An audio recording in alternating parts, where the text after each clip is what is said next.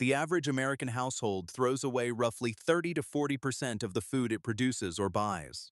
On a homestead, that's not just wasted money, that's months of labor rotting in a compost pile.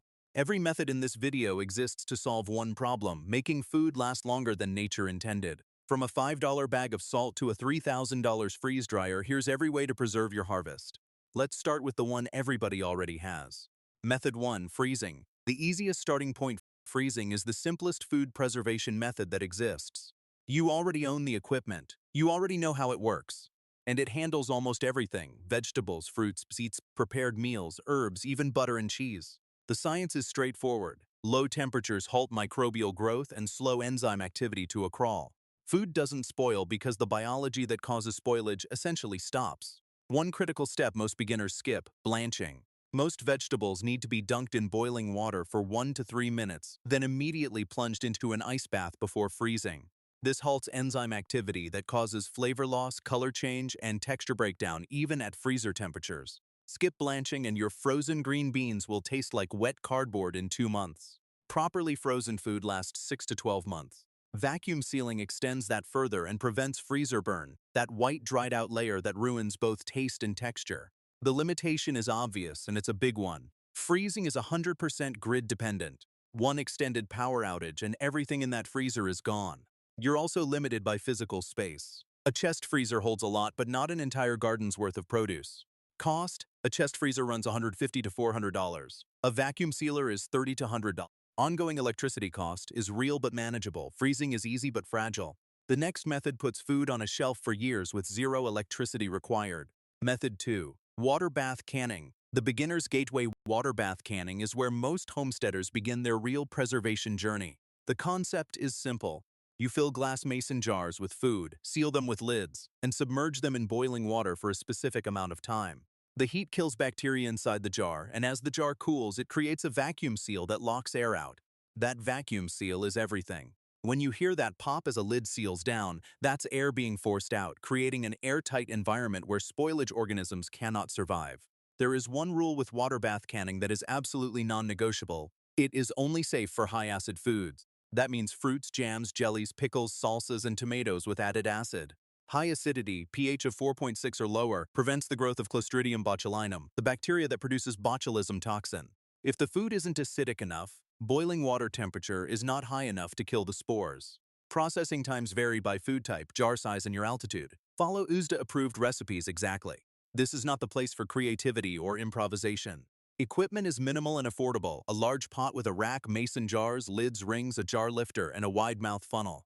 Total starter kit runs $50 to $100. Shelf life for properly processed water bath canned foods is 1 to 5 years, stored in a cool, dark place. No electricity, no refrigeration, just jars on a shelf. Water bath handles fruits and pickles. But if you want to can vegetables, meats, or soups, you need higher temperatures than boiling water can provide.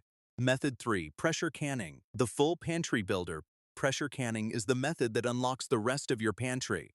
Everything that water bath canning can't touch: green beans, corn, carrots, meats, soups, stocks, stews, beans. Pressure canning handles it all. The difference is temperature. A water bath tops out at 212 Fahrenheit, the boiling point of water. That's enough for high-acid foods, but not enough to destroy Clostridium botulinum spores in low-acid foods. A pressure canner raises the internal temperature to 240 to 250 Fahrenheit by building pressure inside a sealed vessel. That's the temperature required to make low-acid foods safe for shelf storage. Two types of pressure canners exist. Dial gauge canners show the exact pressure on a dial. Useful, but the gauge needs annual calibration testing to stay accurate. Weighted gauge canners use a physical weight that jiggles at the correct pressure. No calibration needed. More reliable long-term. Processing times range from 20 to 90 minutes depending on the food and jar size. A pressure canner costs $75 to $200. With jars and lids, total investment is under $300. One critical distinction: a pressure canner is not the same as a pressure cooker. A pressure cooker is designed for fast cooking. A pressure canner is engineered with safety locks, accurate pressure regulation, and sufficient volume for safe food preservation. Do not substitute one for the other. And one fact every home canner needs to take seriously: botulism is real.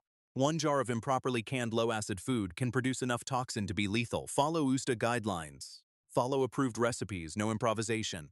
Shelf life is the same as water bath: 1 to 5 years on a shelf with zero electricity. Canning uses heat to preserve. The next method uses the exact opposite approach, removing moisture entirely. Method 4. Dehydrating. Lightweight, shelf-stable. Ancient dehydrating is one of the oldest food preservation methods in human history. Evidence of food drying dates back to 12,000 BC. The principle hasn't changed. Remove 80 to 95% of the moisture content from food and bacteria, mold, and yeast can't grow. No moisture, no spoilage. An electric dehydrator is the standard tool. It circulates warm air at 115 to 165 Fahrenheit across stacked trays of thinly sliced food for 4 to 12 hours depending on the item. The result is lightweight, shelf-stable food that takes up a fraction of the original space. 10 pounds of fresh tomatoes shrinks to roughly 1 pound dried. That kind of space savings matters when you're storing an entire season's harvest. Works for fruits, vegetables, herbs, meat jerky, and fruit leathers. Herbs are the easiest starting project. Woody herbs like rosemary, thyme, and oregano can be air-dried by hanging bundles with twine. No equipment needed at all. For jerky, use lean cuts only, flank steak, eye of round venison. Fat does not dehydrate properly and causes rancidity. Stored in airtight containers, dehydrated food lasts 6 months to a year. Vacuum sealed with oxygen absorbers that extends to 2 or more years. The trade-off is texture, chewy, brittle, or crunchy depending on the item. Most foods need rehydration before cooking. Some nutrients, especially vitamin C, are lost during drying. Cost: a basic electric dehydrator runs 40 to 80. A quality stainless steel model with a timer and temperature control runs $150 to $300. Dehydrating removes most of the moisture. The next method removes nearly all of it, and the results can last 25 years. Method 5. Freeze drying. The premium preservation freeze drying is the gold standard of food preservation. It's what astronauts eat. It's what the military uses for MREs. And in the last decade, home freeze dryers have made it accessible to homesteaders. The process works in 3 stages. Food is frozen solid. Then a vacuum pump drops the pressure inside the chamber. Under vacuum, the ice in the food converts directly from solid to vapor, a process called sublimation, without ever becoming liquid. The result is food that maintains its original shape, color, and flavor with up to 97% of its nutrients intact. That nutrient retention number is the key differentiator. Canning can lose 40 to 60% of heat-sensitive vitamins. Dehydrating loses some. Freeze-drying preserves almost everything. Shelf life up to 25 years when stored in mylar bags with oxygen absorbers. Freeze-drying also handles foods that other methods cannot: dairy, eggs, full-cooked meals, ice cream, candy. Rehydrated freeze-dried food tastes remarkably close to fresh. Home units. Harvest Right is the dominant brand. Run $200 to $4,000. Each batch takes 20 to 36 hours. Electricity cost is roughly $1 to $2 per batch. The machine is loud while running and takes up significant floor space.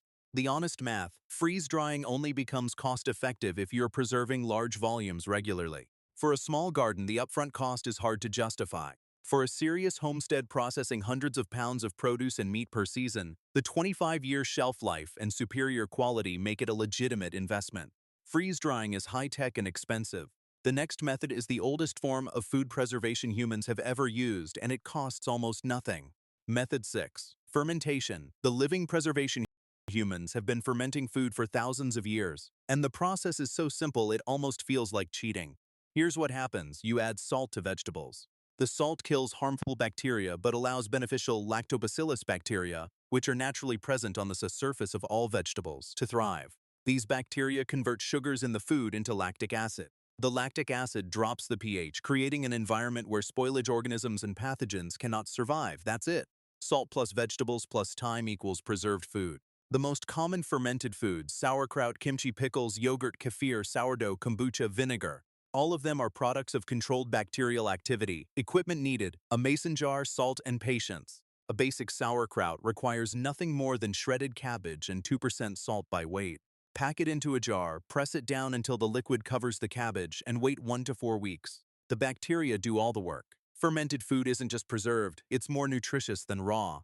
The bacterial activity breaks down nutrients into more bioavailable forms, produces B vitamins, and creates live probiotics that support digestive health. Shelf life varies: weeks to months in refrigeration, longer in cold storage or a root cellar. The food is alive, which means it continues to develop in flavor over time. The limitation is taste.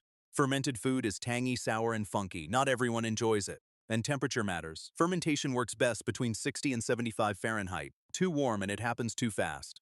Too cold and it stalls. Cost-effectively free: a bag of salt and some jars you probably already own. Fermentation uses bacteria. The next method uses smoke. Method 7. Smoking. Flavor meets preservation.